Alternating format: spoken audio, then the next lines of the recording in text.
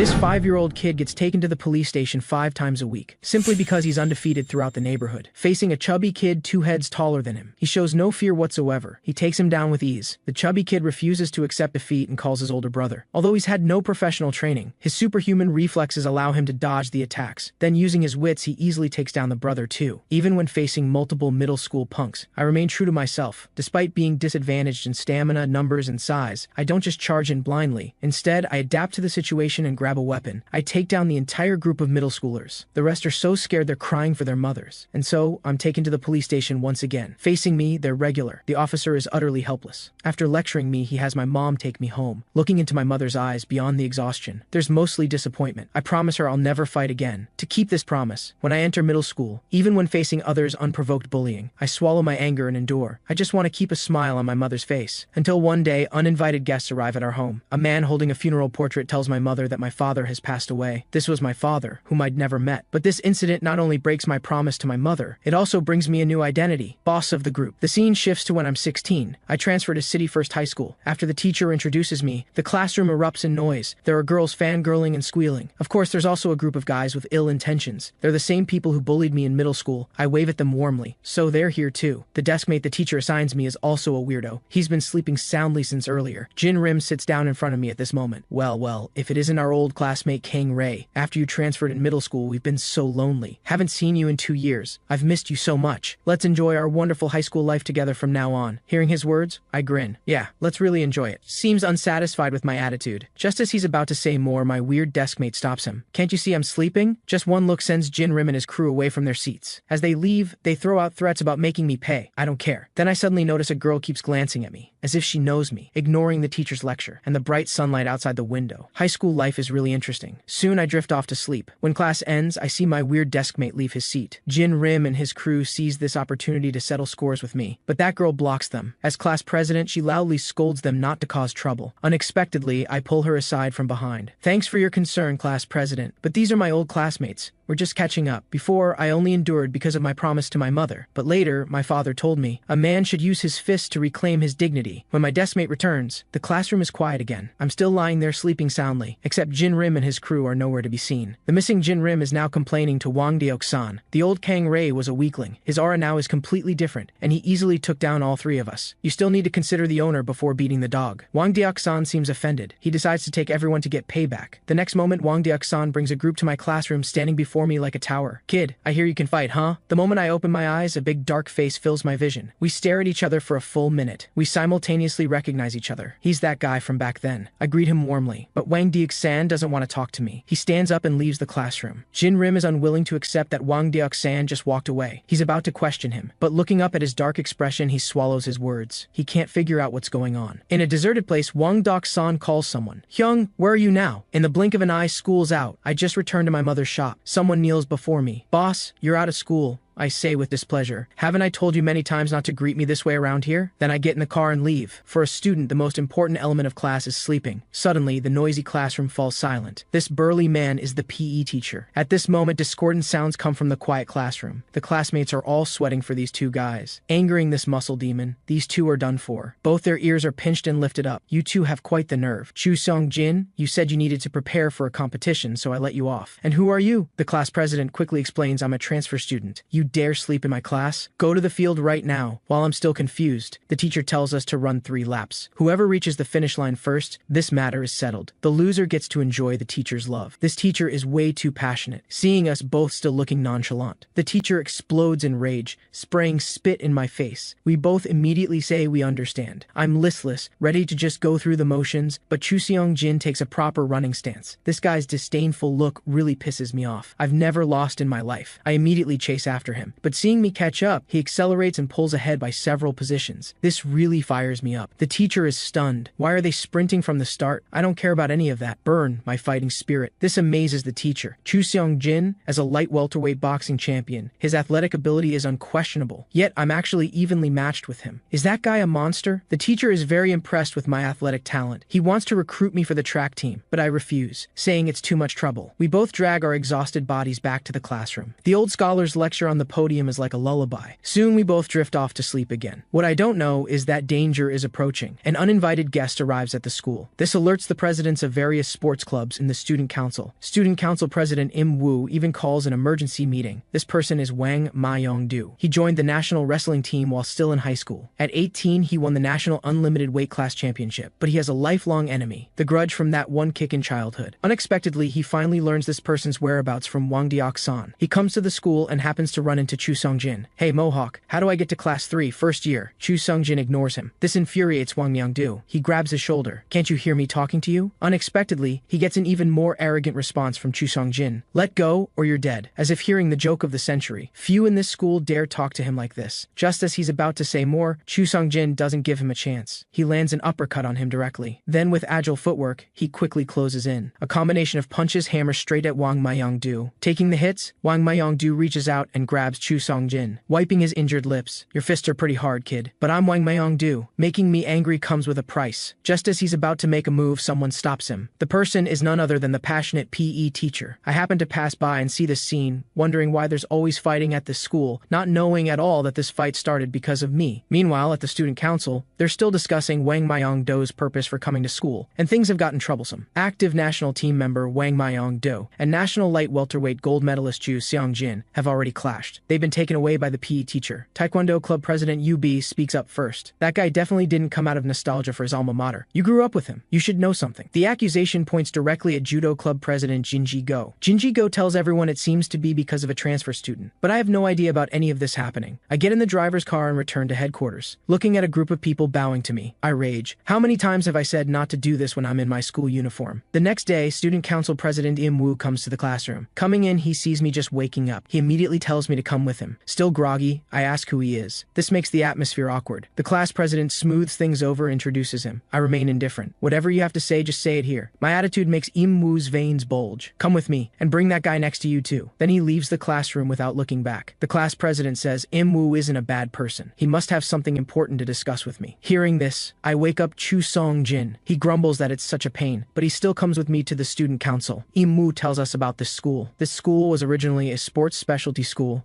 It recruited athletic students from all over the country, but due to a serious incident 2 years ago, it was downgraded to a regular school, and the main character of that incident was Wang Myong-do, who fought with Chu Seong-jin earlier. He was expelled, but now he's back because of you. Im Woo points at me. I'm completely confused. I can't remember who Wang Myong-do is at all. Back then, Wang Myong-do, a first year, got into conflict with upperclassmen. Among them were 2 national team members and 7 youth representatives. One student from the Taekwondo team had his leg crippled. The school expelled all students involved. The PE teacher strongly protected Wang Myong-do. Later, he even recommended him to a professional team. So why exactly is he looking for you? Im Woo's question confuses me again. I don't know either. In the blink of an eye, school's out. I run into the class president at the school gate. She asks expectantly if I remember her. I study her carefully for a while. Finally, I remember she's So Nam, my kindergarten playmate. I even remember my first kiss was taken by her.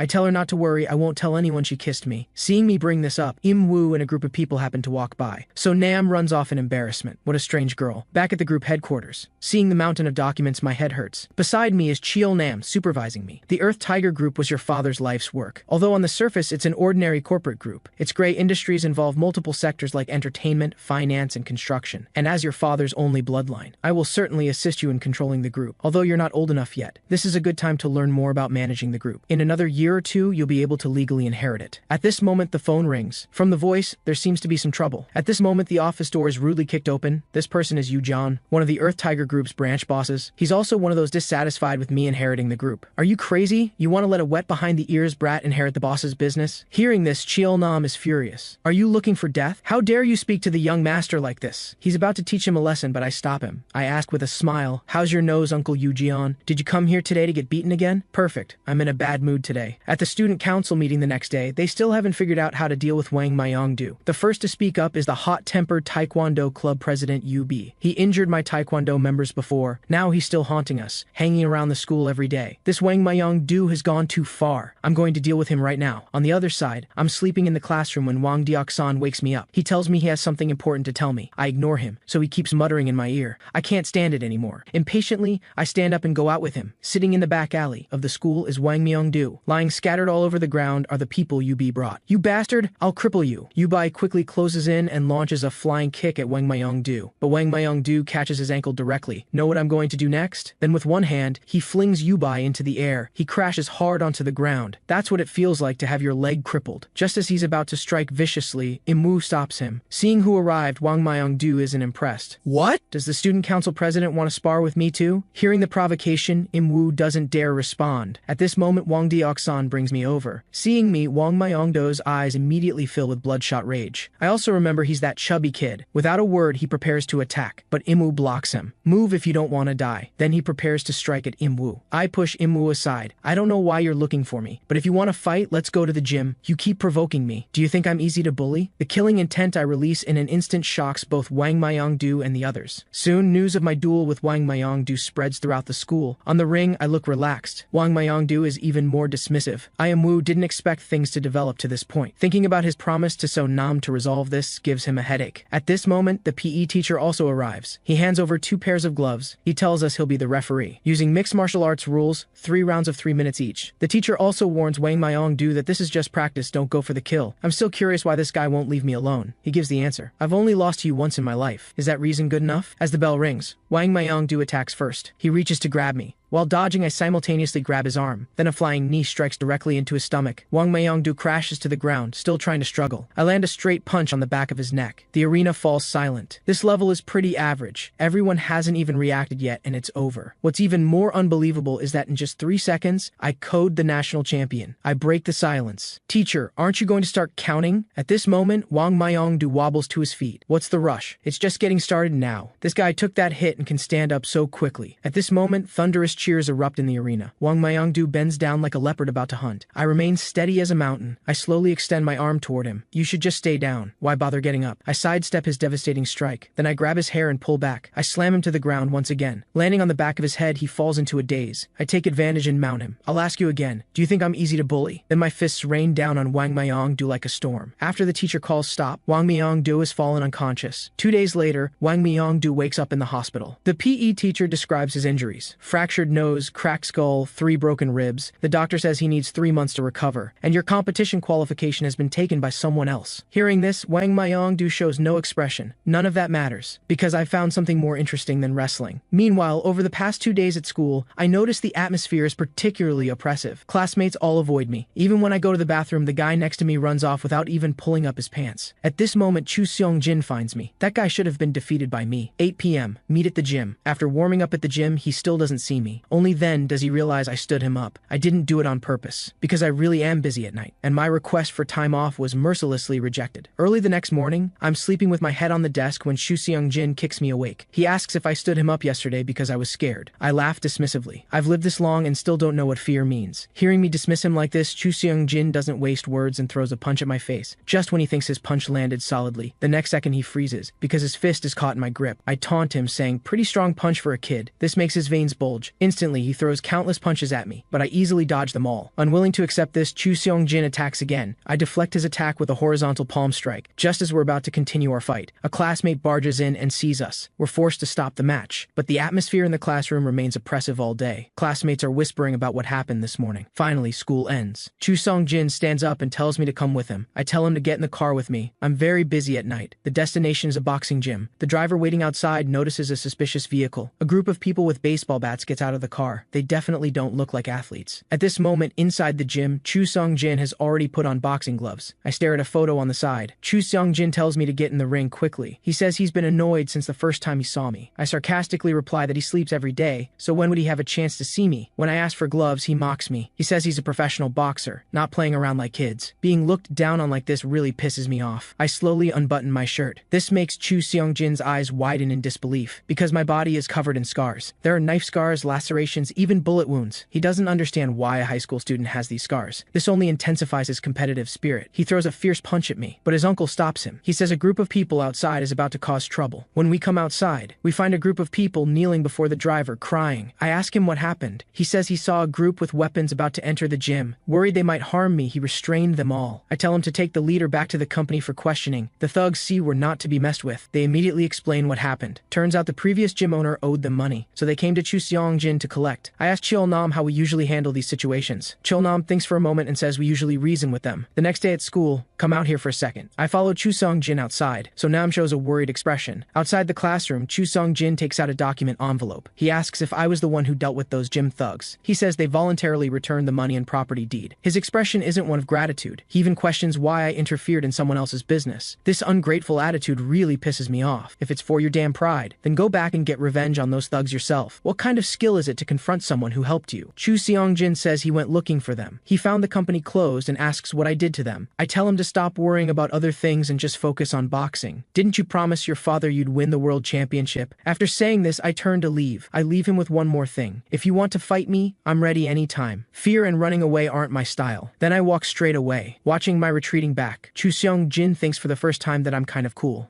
As I turn the corner, I almost bump right into So-nam. She worries if we were fighting again. Oh, you're worried about me? Hearing my words, So-nam's face instantly turns red. She explains it's her duty as class president. I promise her I won't fight with classmates anymore. Then I leave casually. At the corner, a figure watches all of this. This person is Student Council President Im Woo. At this moment, in a mansion, Earth Tiger Group branch boss Yu Jeon is kneeling on the ground. Before him is an old man. This person is Yong Shin, boss of the three-headed ghost. Yu Jeon asks Yong Shin for one more chance. He asks him to help him once more so he can take down the Earth Tiger Group. Yong Shin is displeased that Yu Jeon was defeated by a kid like me. Though young, he's still the tiger's son and must be dealt with carefully. But kids always have weaknesses. Just find the weakness and exploit it. I just returned to the classroom when more trouble arrives. Taekwondo Club President Yu Bai brings a group to the class. He demands I come out with him. I hate it when people use a commanding tone with me. Do you think I'm someone who obediently follows orders? At this moment, Yu Bai thinks one word, arrogant. This first year is really arrogant. Move. His tone brooks no argument. Yu Bai's underling is about to scold, then turns and sees it's Chu Seong-jin. He swallows his words. What kind of monsters are this year's first years? Just as Yu Bai is about to explode, someone interrupts. Don't touch Kang Rei. He's joining our judo club. The person is Gusak Ho from the judo club. I'm completely confused. How did I not know this? This isn't over. Another group arrives outside the classroom. One group is led by Kendo Club President Mok Cheon Rim. The other is led by Wrestling Club President Lee Song-hyuk. All the school's big shots are now gathered at the classroom. This makes the students not even dare to breathe. All these people came to recruit me, so Nam can't take it anymore. She gathers her courage and kicks everyone out, and slams the door hard. Just as she sighs in relief and tells me it's okay, these guys come back in through the front door. They pester me, saying men should practice wrestling, that kendo is most popular with girls, and so on. What annoying guys. At this moment, the teacher comes and breaks it up. He scolds everyone to leave quickly, and tells me to come to his office. He warns me not to cause trouble. Wang Mayong-do was just as popular as you before. In the end, it led to a mass brawl. I dismissively tell him I won't join any club, because I'm busy and have no time to practice, and the ones who should be here are those guys, not me. Also tell them not to bother me, because I'm not someone who's afraid of provocation. Im Woo overhears the conversation with the teacher from outside the door. Im Woo walks straight ahead. He arrives at a warehouse. Inside, a group of delinquent students sits around. Well, if it isn't our noble president. What brings you here? I need you to help me deal with a kid. At this moment, I'm attacked by mysterious people on my way home from school. When I wake up again, I find myself in an unfamiliar place, surrounded by people I don't know. As I groggily get up, someone kicks me in the back. The leader here should be that ponytailed guy with a scar. This situation is kind of interesting. Seeing me able to laugh in this situation, Ponytail is also surprised.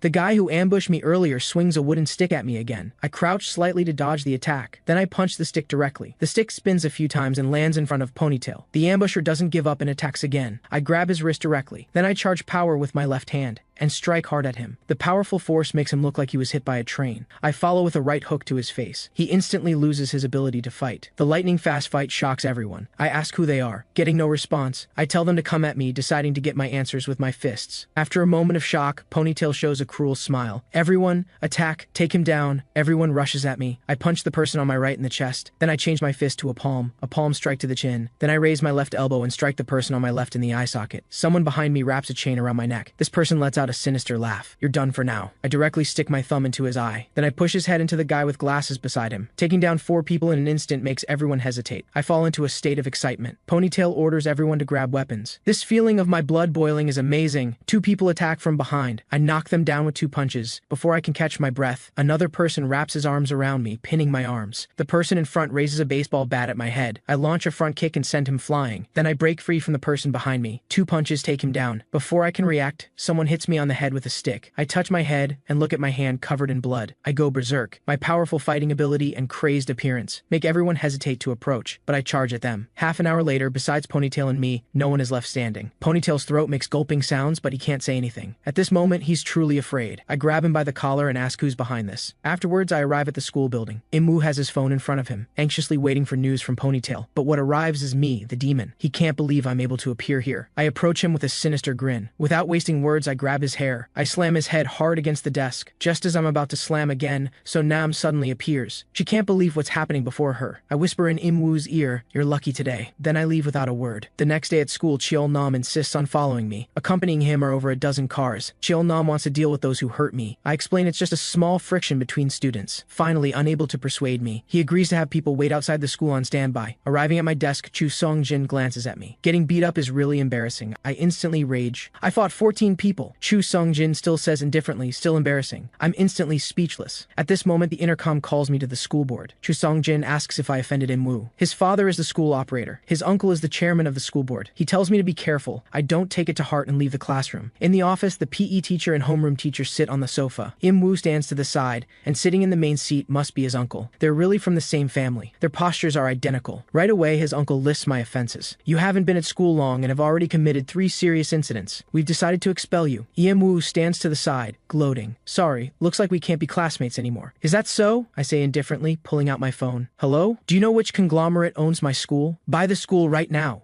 Half an hour later, over a dozen cars pull into the school. Dozens of people in matching suits step out. Cheol Nam barges into the office. Before they can react, "Hand over the school," Cheol Nam says coldly, tossing a thick folder to Im Chung-soo. When he opens it and sees the contents, his hands start trembling uncontrollably, because this is 3 years' worth of evidence of the Yongjong Foundation's corruption. The evidence points directly at Im Chung-soo. Either hand over the school, or prepare to do time. At a mansion, Im Chung-soo is getting chewed out by his brother Im Chung-san. After calling people in to understand what happened, Im Chung-san makes a mysterious phone call. "Chief Kim, you know about the Earth Tiger Group, right?" Meanwhile, at the Earth Tiger Group, I'm amazed at how efficiently Cheol Nam handled this. Cheol Nam explains he had already investigated the entire school situation before I enrolled. "So who's going to be the school board director?" "Young master, you ordered the school's purchase. Of course you should be the director." The next day at school, Chu Sung-jin glances at me, runs his hand through his spiky hair, then without a word, starts snoring away. So Nam runs over, concerned, asking if I'm okay. I tell her everything's been resolved, no need to worry. Suddenly a voice comes from the doorway. "Kang Rei, don't think I'm scared just because you've got muscle backing you up." Hearing I am Wu's provocation, I start to stand, but the guy bolts the next second. Meanwhile, following my instructions, Cheol Nam arranges for the gym teacher to become school director. Before I know it, school's over. As I'm about to head home, a group lurking in the corner eyes me with ill intent. Imwu tells the guys next to him to just bring me to him. "This money is your payment." The two think it's a piece of cake, but when they see it's me, their jaws drop, because these two are the guys who caused trouble at Chu Sung-jin's gym. The ones Cheol Nam had a talk with. The two throw the money back at Imwu. "Are you out of your mind?" Then they flee like madmen. When I get in the car to leave, Imwu is stunned again, because over a dozen cars are in the convoy. Who the hell is this guy? That evening I return to Mom's coffee shop. I ask the question I've been holding onto for so long. "Why did you and Dad separate back then?" Hearing this, Mom's expression wavers for a moment. "I'll tell you when the time is right." Seeing her response, I don't press further. After I leave, Mom falls into reminiscence. That man, because he didn't want Kang Rei caught up in danger. She agreed to separate and raise me alone. Just then, her memories are interrupted. Sister-in-law, long time no see. The visitor is none other than Yu Ji-on, who's been trying to kill me and take over Earth Tiger Group. These guys actually kidnapped Mom. They threatened me to go with them. While I still have my sanity, tell me where she is. I immediately drive there. On the way, I call Cheol Nam to tell him the situation. Surprisingly, he shows no emotion whatsoever. He even tells me not to worry. "What are you talking about? That's my mom! How can I not worry? I'm going to kill those bastards." Cheol Nam assures me over the phone, "Ma'am will absolutely be fine at an abandoned factory." Mom sits in a chair. In front of her stand Yu Ji-on and his men. "Sister-in-law,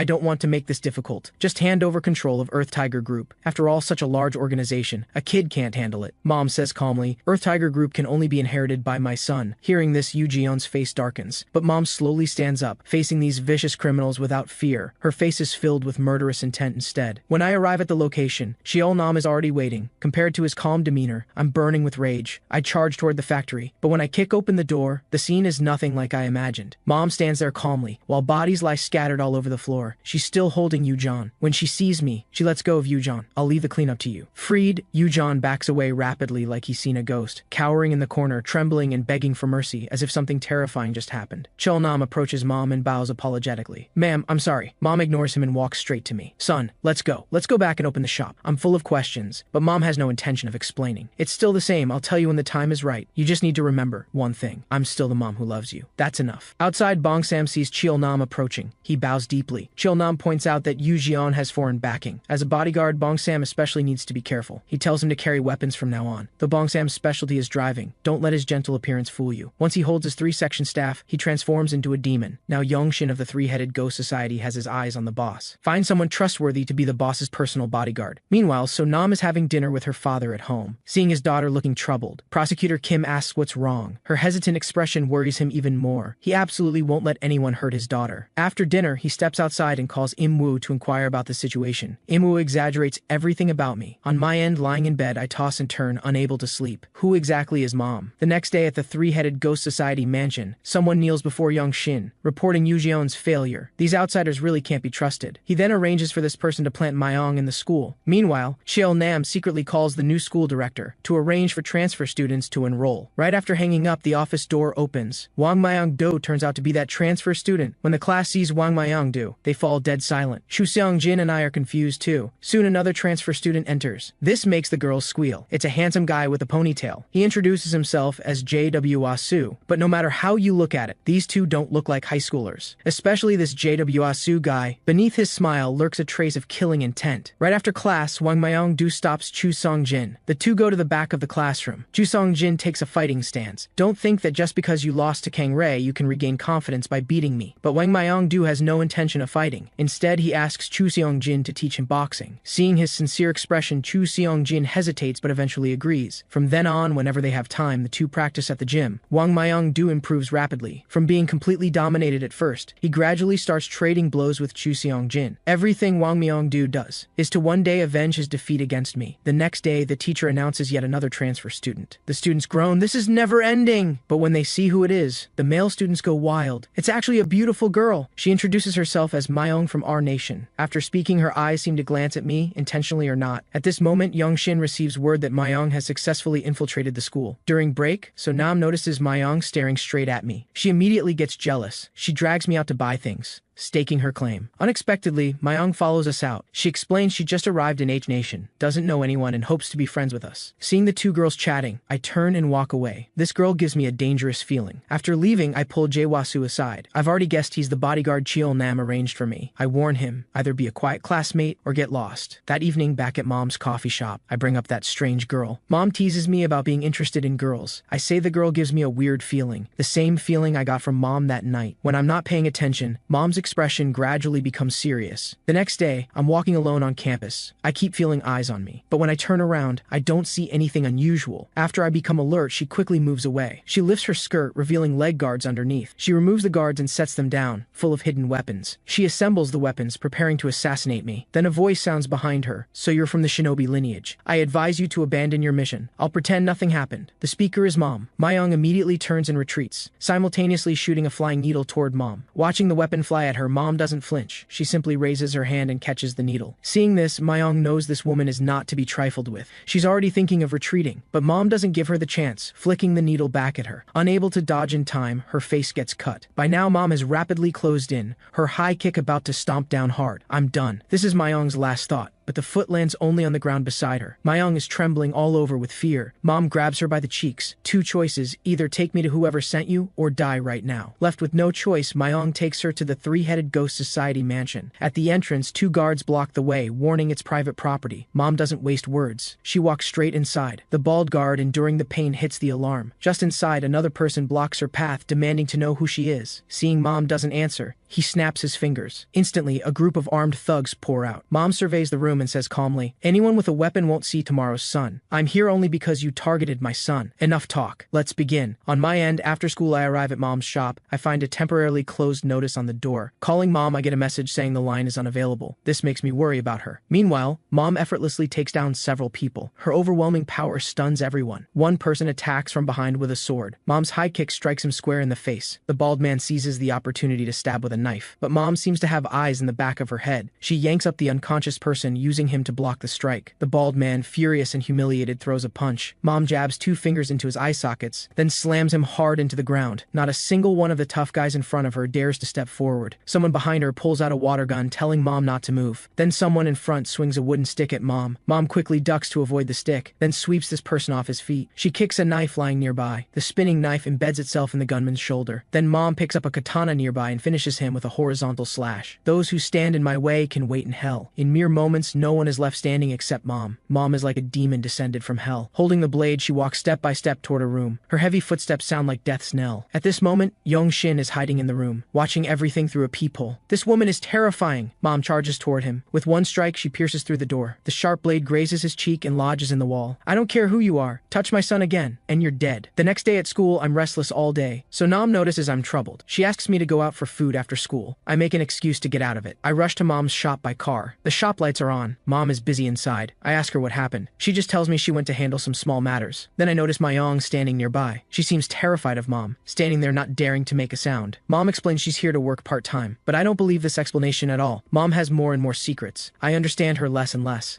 This becomes the fuse for a misunderstanding with Mom, nearly leading to something I'd regret forever. At this moment, a man arriving at the mansion entrance senses something is wrong. The three-headed ghost society, Y Nation's largest force, has no guards posted. When he sees Yongshin slumped dejectedly on the ground, he's even more shocked. The person before him doesn't look like a decisive gang boss, but rather like an old man past his prime. Yongshin sees the visitor and asks his purpose. The man says he's here to eliminate the Earth Tiger group. Hearing the name Earth Tiger, Yongshin seems traumatized. His whole body trembles uncontrollably as he mutters he's planning to retire from the underworld. Meanwhile, Yubi and others block my path. These guys just won't quit. The four take me to the gym. They tell me I've been too arrogant lately and plan to teach me a lesson. I couldn't care less about their provocation. While I'm confronting the four, the mastermind Imwoo is on the second floor admiring his handiwork. Suddenly, Joasu appears on his left. I heard Big Brother Cheol Nam had his teeth knocked out by the boss before and the boss was only in middle school then. Imwoo turns to Bong Sam on his right. And that guy Guillotine had it worse. His eyeball was gouged out. Listening to their conversation, Imwoo nearly wets himself. The fight below ends quickly. Having operated in the adult world for years, these few are like children playing house to me. I take them down in seconds, leaving only Gusako. This guy's smart enough to say he was just passing by. I can't be bothered with him and prepare to leave. Seeing it's over, Jaewasu asks what to do with Imwoo. I tell him to ignore that fool. As we leave, Bong Sam warns Imwoo. The boss isn't someone a kid like you can mess with. The scene shifts to two figures walking on a mountain path. It's Mom and Mayong. The camera shows a temple. Mom steps into the main hall and bows to an old monk. Master, I'm back. Mayong peeks through the doorway. A small head pops out beside her, also looking curiously. Mom smiles when she sees the boy. Junior has grown up too. Mayong sits on the steps looking especially anxious, unsure of Mom's intentions. The boy from before approaches and introduces himself to Mayong as Jin Tae. Inside the hall, Mom tells the old monk her purpose for coming. Mom explains that Mayong is from the shinobi lineage, has killed too much, and hopes to stay here for a while. The old monk agrees, as the shinobi lineage is a branch of the martial lineage after all. He also tells Mom he plans to send Jin Tae into the world soon. Hearing this, Mom understands his intention. She immediately stands and bows. Thank you, Master. On my end, I'm resting in bed. So Nam calls asking me to see a movie. After thinking about it, I agree. Better not to hurt a girl's feelings. Soon I arrive at the meeting spot. So Nam is wearing a plaid t-shirt today, looking especially youthful and vibrant. While we're discussing what movie to see, we run into Sonam's father. He suggests we all eat together. Sonam asks why he's here. He explains that as Sonam's boyfriend, he needs to vet me properly. Then he finds an excuse to send Sonam away. Now only the two of us remain. His smile fades. I know who you are, but I won't restrict your relationship with Sonam. Just don't let her get hurt. Otherwise, the Earth Tiger group will cease to exist. He then pulls out a photo and hands it to me. These people just entered from our nation yesterday. Their target is you. After saying goodbye to Sonam, I toss the photo to Bong Sam. Bong Sam's expression becomes grave. He tells me this is Yongjo, president of the Three-Headed Ghost Society's Decapitation Society. He's an extremely brutal guy. The next day, Bong Sam tells Jaewasu about this. Jaewasu looks at his hidden knife. Finally, some action. I'm called to the gym over the PA system. Arriving at the gym, I see Wang Myung-do and Chu Song-jin are already there. The gym teacher says Wang Myung-do wants a rematch. I shrug it off. Fighting doesn't need a reason. Though Wang Myung-do has been training in boxing, he's still no match for me. He's constantly on the defensive, taking hits. Then the class bell rings. Lunch break is over. As I leave, I say, we'll continue later. At this moment, two buses are heading toward the school. Arriving at school, a group of men in black exit the buses. They quickly pull up the school gate. Bong Sam sees everything. He tells the bald guy he needs to talk to him. As the bald guy approaches, Bong Sam reaches out and grabs his clothes, yanking him back hard. The bald guy's head slams into the railing and he passes out. Slowly, Bong Sam draws his 3-section staff. Then he attempts a classic hurdle, but due to his weight, his foot catches on the railing, and he faceplants. The situation is momentarily awkward. Bong Sam regains his composure and texts Jae-Dwa-Soo. Receiving the message, Jae-Dwa-Soo walks straight out of class, ignoring everyone's stares. At the boxing gym, Chu Seung-jin asks Wang Myung-do, "Still can't beat him?" Wang Myung-do falls silent. Then the gym door is kicked open. A group wielding clubs walks in. They pull out a photo of me, asking if the two have seen me. Getting no response, they look around and prepare to search elsewhere. "Hey, Onionhead, why are you looking for him?" At this moment, the 3-headed Ghost Society members are searching for me in groups. One group is about to head upstairs. Looking up, they find Jae-Dwa-Soo standing on the stairs. "What are you punks from the 3-headed Ghost Society doing here?" The bald guy gets angry and moves forward. Jae-Dwa-Soo quickly pulls out his knife and stabs the bald guy in the abdomen. "It's all because of you bastards. My school life is ruined." Then follows a dazzling flurry of blade work. The bald guy falls in a pool of blood. Meanwhile, the school director's office is suddenly kicked open. A group of men in black bursts in. Leading them is Yongjo of the 3-headed Ghost Society. The director is about to shout at their behavior, but Yongjo signals Gasan beside him. Gasan moves like a ghost behind the director, pressing him down into the chair. Yongjo shows him a photo. "Bring this person here, or you die." In the gym, the 3-headed Ghost Society members are displeased with Wang Myung-do's attitude. The leader puts his hand to his ear, arrogantly asking what he said. "If you don't have the skills, don't act tough." The crowd behind him rushes forward. Wang Myung-do's large hand grabs one person and slams him backward. Chu Seung-jin quickly steps forward to join the fight. At the school gate, bodies lie scattered in front of Bong Sam. Bong Sam is still worried about Jae-Dwa-Soo. The next second, he smiles in relief. Why worry about him? I need to enjoy my own fight. In the classroom, one person already lies before Jae-Dwa-Soo. The rest pull out their weapons. One person thrusts a knife upward at Jae-Dwa-Soo's abdomen. Jae-Dwa-Soo leans back to dodge the attack, simultaneously slashing his dagger across the person's throat. Another person stabs at Jae-Dwa-Soo with a dagger. Jae-Dwa-Soo ducks to avoid the attack, grips his knife reverse-handed, and stabs the person's wrist. With both hands on the knife, he pins the person to the wall. Soon the commotion outside draws the students' attention. I've already guessed what's happening. I walk straight out of the classroom, telling the teacher to lock the classroom door. Just downstairs, I see someone lying in a pool of blood. Jae-Dwa-Soo is surrounded by a group. I glance at the fire extinguisher in the corner. Quietly, I approach someone from behind. I swing the fire extinguisher and send him flying. The crowd turns and realizes I'm the one they're looking for. Redirecting their attention, I pull the pin on the fire extinguisher, lift it, and spray at the crowd. The area instantly fills with white powder. After spraying, I toss the extinguisher into the crowd, then charge in. When I emerge from the other side of the white cloud, I'm gripping someone's head and slam it hard into the ground. After meeting up with Jae-Dwa-Soo, I ask if he contacted Cheol-nam. He tells me the call didn't go through, but he sent a text. We stand back to back. I tell him we need to break through the encirclement first. Having just taken down one person, Bong Sam is attacked from behind. Bong Sam swings his staff backhand onto the attacker's shoulder. The person drops to his knees in pain. Bong Sam gathers all his strength and strikes hard across his nose. Having finished the fight, he sees Jae-Dwa-Soo and me charge out. Wang Myung-do and Chu Seung-jin have also dealt with the gym group and rush over. I tell them they shouldn't be involved in this. They say it's too late for that now. Then a group slowly emerges from nearby. The leader is Yongjo. "Oh my, so many people down. Did they underestimate you because you're kids? This isn't child's play. This time I'll at least take your head with me." The battle is intense. It finally ends when the police arrive. Time flies. For the past 2 years, what students talk about most is that epic battle. Someone says the school's former boss could take on 200 people alone. Most say it's too exaggerated and don't believe it. So this student pulls out his phone. The phone recorded that brutal battle. Gasan and Kang-rae face each other, trading punches and kicks evenly matched. While the two are locked in combat, Yongjo takes Sonam hostage. Kang-rae is shocked. Just then, a flying knife grazes Kang-rae's cheek, heading toward Yongjo. The one who threw it was Jae-Dwa-Soo. Because of this knife, Jae-Dwa-Soo spent 2 years in prison. Today is the day he's released. Bong Sam has been waiting outside. Seeing Jae-Dwa-Soo emerge, he greets him warmly. The two exchange smiles. Jae-Dwa-Soo walks toward the car. The car door opens. A stern-faced young man steps out. "Boss, you came." Jae-Dwa-Soo bows respectfully. "Welcome back. Still interested in going to school?" On the street walks a country bumpkin carrying a large backpack.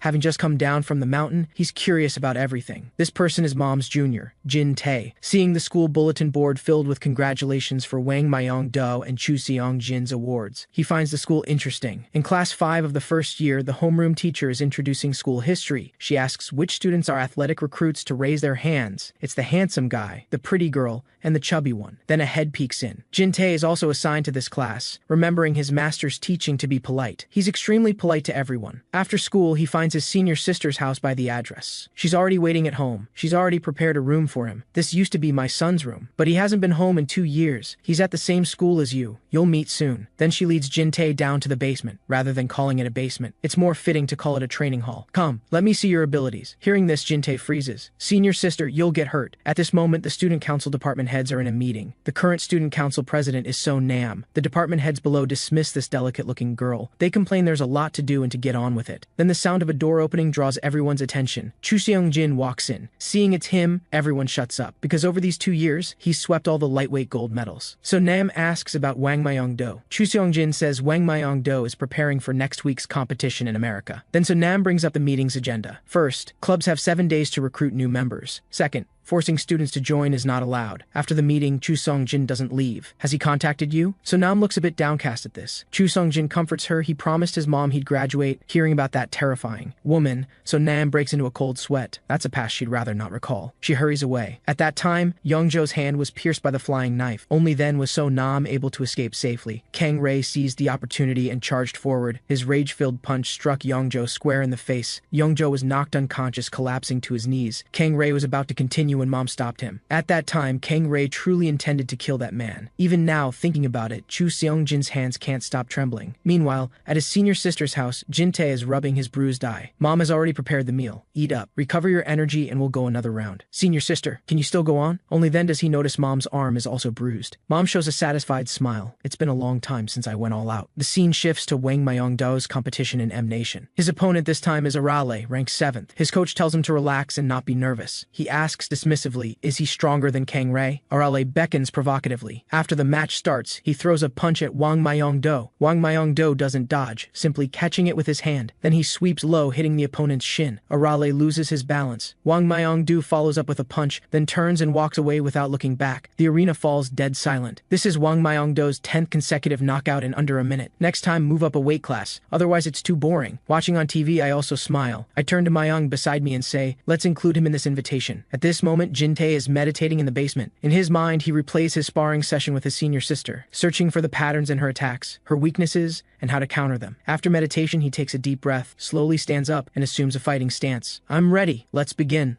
Mom stands ready with a long spear. The two engage in combat. After the battle, the two are resting.